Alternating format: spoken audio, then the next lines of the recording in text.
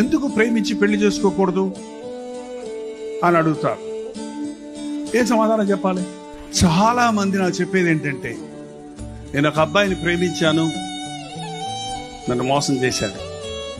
నేను ఒక అమ్మాయిని ప్రేమించాను, నన్ను మోసం చేసింది. ఎందుకురా అలా ఉన్నావేంటయ్యా అంటే, లవ్ ఫెయిల్ అయిందన్నా అన్నాడు. అరే, లవ్ నెవర్ ఫెయిల్స్ అని బైబిల్ చెప్తుందయ్యా. ప్రేమ ఎప్పుడు మారదు. కానీ ఇది ప్రేమ కాదు కాబట్టి ఏమవుతుంది?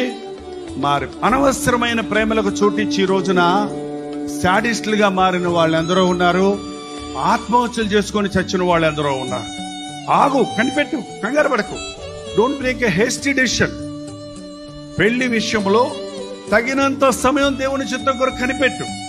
నేను చెప్పిందంతా చేస్తుంది, నా భర్త చేస్తాడు, లేక నా భార్య చేస్తాడు, జీవితకాలం అంతా మాకిద్దరికి తిరుగులేదు అనుకోవడం అజ్ఞానం.